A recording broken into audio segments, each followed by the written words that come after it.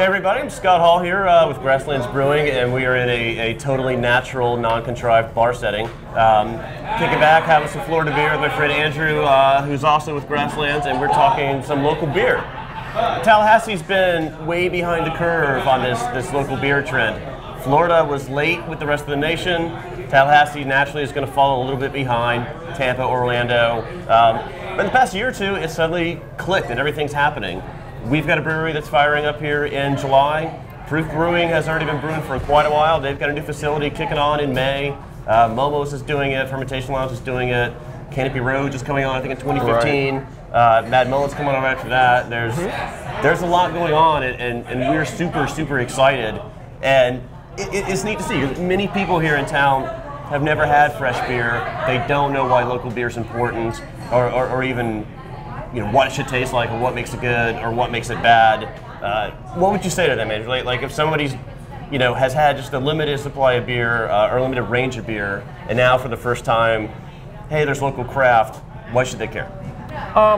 Well, they should care just because it supports local businesses. Say, hey, your friend has a carpentry business. You're going to be more likely to go see him over somebody else. You know somebody who probably is invested in a brewery somehow, whether it be maybe we might be a little insular on the culture of who's invested in a brewery versus the average person. You know somebody who has been there and they enjoy it. So if your friend can enjoy it, why can't you? What do you get from a craft beer that's made locally that you're not going to get in your beer aisle at Publix? First of all, you get freshness. A lot of local beers, like you said, Proof and Fermentation Lounge, Momo's, etc., have beers that they make on their premises, and you can buy them fresh that they kegged 4 hours ago at sometimes the earliest. So you're going to get that quality of freshness that you're for sure not going to find in your local supermarket. And that's cool to see. Most people haven't had that level of freshness, and it's very hard to describe until you've actually had it. It's the difference between having somebody grill you a steak and heating one up the next day. Right. And if you've only had the next day steak, you don't know what it's going to taste like when it's made the first time, made fresh. And that's a huge difference. The other thing you get in breweries is Andrew talked about it, to a degree, but everything's going to be tied in local. You're getting local grain. We're going to make local ingredients. Like, hey, they've got honey over in the Panhandle. We're getting that honey. We're brewing with it. Our spent grain, after we're done, we have tons of this leftover grain, like literally tons of it, and we give it away to local farmers. They feed it to their livestock, their chickens, their turkeys. These guys take it away for free, and it's all recycled and reused back in the community. And it's also a little bit of a rallying point for a lot of communities, is they have these breweries, and they usually have their city's name on it, and they're very proud. Andrew and I right now, we're drinking Cigar City High Life, and that's about as best as you can get a description of sort of local pride. I mean, Cigar City from Tampa, that's in and of itself saying something. High Life being a central and southern Florida sport, and Cigar City's done amazingly well. They opened just 2008 maybe, 2009. 2009 is when they opened. Yeah, so they're really young, and they can't expand fast enough. And not only are they nationally renowned, they're internationally renowned. And now we have these beers. The High Life we're drinking, it's being pushed, and it's just branded Tampa all over the place. It's branded Florida all over the place. And Florida perhaps has a little bit of an image problem throughout the rest of the country. We're kind of like America's crazy uncle. Yeah. So it's nice to see suddenly something leading with Florida, apart from orange juice, that's sort of setting a trend or pushing the curve on it of this is what's great, this is what's a really cool thing. And it's been neat to watch. Tallahassee, in a very short time, as far as beer goes, has come a very, very long way. I opened fermentation. I was having this conversation tonight with Byron Burrows, who owns Proof Brewing. He opened his first bar here in town in 2008, and I opened my first bar, which is Fermentation Lounge. We opened within 2 weeks of there in 2008. And at the time, you couldn't find these beers anywhere. We had IPAs on tap. No one had even heard of it. We had these dark stouts, these English browns. It was a complete foreign concept to Tallahassee. Fast forward 6 years, I can find an IPA in almost every restaurant I go to. There's probably 50 places in town that have an IPA. Find them in gas stations now, too. Find them in gas stations now. In 2008, it was so exotic, and how quickly it shifted, it's been amazing. And so we hope that local brew is going to do the exact same thing, that now, it's the start of 2014, I have very, very limited options. And hopefully if I'm looking back 6 years later in 2020, we'll have the same conversation. Like, Right. oh, I remember when I couldn't get local brew anywhere, Except and now for it's these- everywhere. right. You know, I can find it in a gas station. Yeah. I don't know if I get beer brewed in a gas station, but I would try it. I would try it. It's a new concept for It is a sure. new concept. Somebody's got to try it. They've tried everything else in beer. Exactly. So what are you drinking a lot of these days? What styles? Right now, I've been in the seasonal kick. So right now, I'm looking at. Now, when you say seasonal, if somebody's not in Okay, beer. you're looking at beers that kind of fit the season. So for the summer, spring, summer, you're looking at lighter wheat ales, some German style, something you can have a 6-pack of and not want to go to sleep directly after. So whereas in winter you would be drinking an imperial stout that's a lot higher alcohol, whereas you would just sit around the campfire, nice inside, have a beer or two, and be done for the night. And you and I were actually talking about it the other week. There's a reason why there's more than one beer brewed. Exactly. And different beers are for different times. And the beer I want on a cold Saturday night, you know, I do want something kind of heavy. I'm going to sip on, a little bit big in alcohol. When I mow my yard this afternoon, you know, in a summer Sunday, right? Yeah, I'm not going to do that. Yeah. That's not what you want. So you find the right beer for the right time, and your palate and your taste shift on the season, and also the availability of fresh fruits. You know, Right. you make it honey at a certain time. Blueberries are a big ingredient. What else are some seasonal things to come through? See a lot of raspberries every once in a while. That's a great example. And then a lot of people are going to like locally sourced Florida fruit and muscadines are in season every once in a while. Yeah, around, we did especially a around couple beers Tallahassee. muscadines. Right, That was kind of fun.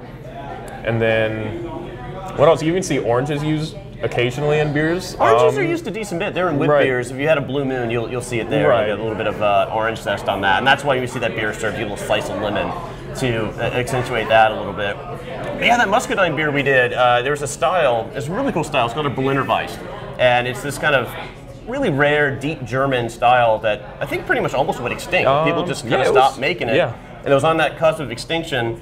And somebody, probably some crazy hipster, found it and brought it back. And Berliner Weisses would be brewed. They were really tart and kind of sour, and they would add local fruits to it. And it's kicked off in South Florida a lot, adding mangoes and some of the tropical fruits. And we had, I can't remember how we got it, but we had a large quantity of muscadines for whatever reason. Oh, they were sourced through FAMU. They have That's right. they have a vineyard essentially somewhere on their property out here, and they were like, "Hey, we have a lot of extras. Would you like some?" So we were like, "Sure, we'll put it in a beer." Right. So we used our scientific process of what will happen if we smash these grapes and throw it into a beer, and that was about how we did it, and it would have been great. And I'm not a muscadine fan, but neither am I. It hit that tartness really, really well. And that's cool. That's what you get from local brewery too. Is you're going to get, I mean, obviously the muscadines are a locally sourced ingredient, right. but you get experimentation. And maybe occasionally we strike out. It's going to happen. It happens to everybody. But you know, for the most part, if you do well or hit home runs, as Cigar City does it. Cigar City will swing for the fences. 19 times out of 20 they'll hit a home run. Probably Right. 20 they'll strike out. Yeah. But I will take that for the way they push the boundary and make it Absolutely. interesting. You know, because 2 years from now, maybe I'll remember that very solid wheat beer I had. I'm Right. gonna remember that muscadine beer. Yeah. Oh, absolutely. That's not gonna be forgotten. And those things are kind of cool. So we're at the start of spring and summer. What are you really looking for in beers right now? What I'm looking for in beers is light and drinkable, essentially, because it's the end of April and it was 90 degrees today. So I want something. Sorry, I totally interrupted you. Which I'll keep on I just doing. want something where I can go outside and enjoy the outdoors and say, hey, I want to drink this beer and sit on my porch and not feel exhausted after drinking one of them. I want to be able to drink 2 or 3 and sit out on the porch, read a book, hang out with friends, and stuff like that. Take a lot of people who may not be into craft, and, Okay. and their exposure is what we would call an American style light lager, and that's what I think. They Right. think of a light, refreshing beer, and they're not wrong, and that's cool. So for them, what would be if they hit Publix, what should they look for? If they hit Publix, Not necessarily lot even of- a brand, but specific styles, or what should they look for on the labels, on the packaging? let's go with, I usually am always like, hey, if you haven't ever had anything more than a Bud Light or a Coors Light or a Budweiser, go try something Sam Adams. They always have a seasonal beer, and they'll always That's have... great. Yeah, Sam Adams. They do hit the seasonals really well. They do a seasonal beer pretty much every month, which is just because they have so much capacity they can do that. And I guess one thing too, for us, one of the styles, in the summer we might be looking for a golden ale, and in the winter we might be maybe looking for like a bourbon stout or something like that. But luckily, a lot of craft beers, as part of their seasonal packaging, they'll call it summer ale, winter ale, spring ale. I guess that's a big clue. Yeah. So if it says summer or spring seasonal, like Sierra Nevada has that on the box. It'll say winter seasonal, spring seasonal, summer seasonal. So. And they generally follow the season. If you think about it, your summer is going to be lighter, your winter is going to be a little bit heavier. Things like that. There's a style called winter warmer, which is a great style, but I think it kind of explains it. It's for warming you up on a dark, cold winter night. And I always like that name a lot. Yeah. Cigar City makes one called, what was it, the Warmer Winter Warmer? Indeed, yes. That's fantastic. Yeah.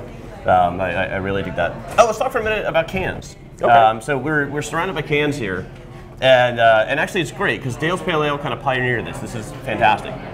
So for a long time, American canning beer almost died out. What happened was in the late 70s, it became associated with cheap beer, and part of that was because the can itself would interact with the beer, and it would make it taste like a can. It tastes like aluminum.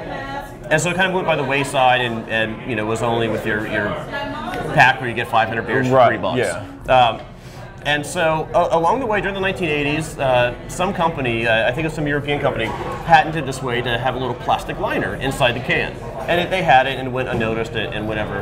Oscar Blues, who makes all this Dale's Pale Ale out of Colorado, when they started up, they bought this, it was like this old East German canning line. They bought it for like $20,000, and they canned their beer, and it tasted amazing. And cans are great for two reasons. There's two things that kill your beer. Light, and that's why all your beer's in brown bottles, to filter out light, and oxygen. And you got no issue with that with canning. There's a lot of great other stuff too, that you can pack more cans into a set space, and it's more environmentally friendly, carbon footprint. Things like that. But now, with a lot of craft brewing just starting up, canning makes so much more sense. And even places like St. Adams, Sierra Nevada, they're switching to cans. Yeah, And I think you're probably seeing it. Well, most of the larger American styles like Budweiser, Miller Lite, they were canned anyway. Right. But yeah, I mean, it's. I would be surprised if in 5 years you went to your beer aisle and at least half of it wasn't cans at that point. Right. It's just so much better a vessel for it, and you can take it on the beach. Right. Usually no beer on the beach was because they didn't want bottles and glass. And that's what you see a lot of the canning movement. You see it a lot in Florida because of that. Oh, hey, I can go to the beach. Breweries in Jacksonville are almost exclusively canned when they package and stuff like that. And when Grasslands open, we'll eventually have a canning line in our place. And Proof is starting with a canning line. They're bottling lines are really expensive, but they're not really. Yeah, I mean, Proof's already got their canning line purchased, in place. Once they're up and running, they're going to can right away. So what I thought I would do, Andrew, is I was up last night thinking about this, and I came up with my 500 favorite things about beer. Oh, whoa. Did you say 500 favorite things about bacon? No. I said beer. Disappointing. Oh, but speaking of bacon, here's Greg Tish to talk with Amanda from Madison Social about some of the great things they're doing with bacon.